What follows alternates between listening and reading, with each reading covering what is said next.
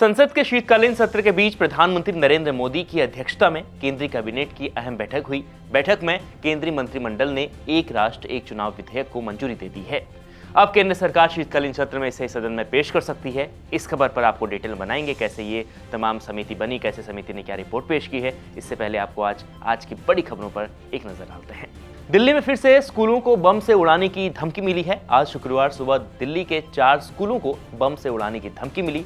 धमकी एक ईमेल के जरिए भेजी गई है, जिसके बाद दिल्ली फायर सर्विस के अधिकारी और पुलिस मौके पर पहुंच गए हैं। वो उन स्कूलों पर पहुंच गए हैं जिन्हें लेकर धमकी दी गई है। लोकसभा में आज से संविधान पर 2 दिन की चर्चा होगी। यह चर्चा 13 और 14 दिसंबर को होगी, यानी आज और कल। इसमें प्रधानमंत्री मोदी शामिल हो सकते हैं।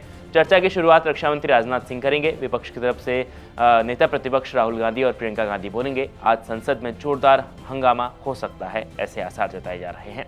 चुनाव से पहले दिल्ली में भी झारखंड, एमपी और महाराष्ट्र की तरह ही महिलाओं को 2100 रुपए देने का वादा किया गया है। इस दिशा में कदम बढ़ाते हुए आम आदमी पार्टी सरकार ने महिला सम्मान योजना को मंजूरी दे दी है। कहा जा रहा है कि यह केजरीवाल का मास्टर स्ट्रोक हो सकता है। अब आते हैं आज की सबसे महत्वपूर्ण खबर पर। पूर्व राष्ट्रपति रामनाथ कोविंद की अध्यक्षता में 191 दिन में एक नेशन एक इलेक्शन को लेकर एक रिपोर्ट तैयार की गई। भारत में लोकसभा और विधानसभा के चुनाव एक साथ कराने को लेकर इस रिपोर्ट में बात कही गई है। समिति ने अपनी रिपोर्ट राष्ट्रपति द्रौपदी मुर्मू को सौंप दी है, जिसके बाद मोदी कैबिनेट ने कल इस प्रस्ताव को पास कर लिया है। लेकिन कोविंद समिति ने रिपोर्ट बनाते वक्त क्या आधार रखा है, आइए आपको बताते हैं। प्रधानमंत्री नरेंद्र मोदी ने 2019 में 73वें स्वतंत्रता दिवस के मौके पर कहा था कि एक देश एक चुनाव को लेकर हम काम करेंगे, जिसके बाद संसद के शीतकालीन सत्र के बीच 12 दिसंबर को प्रधानमंत्री नरेंद्र मोदी की अध्यक्षता में केंद्रीय कैबिनेट ने एक राष्ट्र एक चुनाव विधेयक को मंजूरी दे दी है।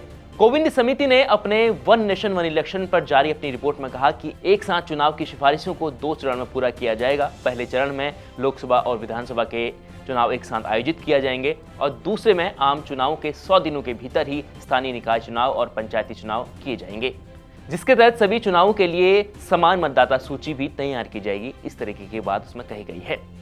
इस रिपोर्ट में कई देशों के चुनाव प्रक्रिया का जिक्र है। रिपोर्ट के मुताबिक एक साथ एक चुनाव के मुद्दे पर सिफारिश करने से पहले समिति ने अन्य कई देशों से उसकी तुलना की, विश्लेषण किया, उसके बाद ये रिपोर्ट तैयार की है। दक्षिण अफ्रीका में मतदाता नेशनल असेंबली और प्रांतीय विधानमंडल दोनों का एक साथ मतदान करते हैं, इसमें इसका जिक्र है। इंडोनेशिया में 2019 में एक साथ चुनाव कराए जा रहे हैं। इस व्यवस्था के तहत राष्ट्रपति और उपराष्ट्रपति और राष्ट्रीय और प्रांतीय सभाओं के सदस्यों के चुनाव एक साथ कराए जाते हैं।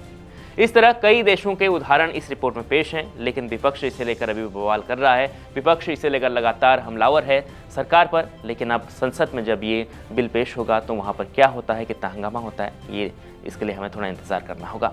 आज के बुलेटिन में इतना ही। देखते रहिए India.com।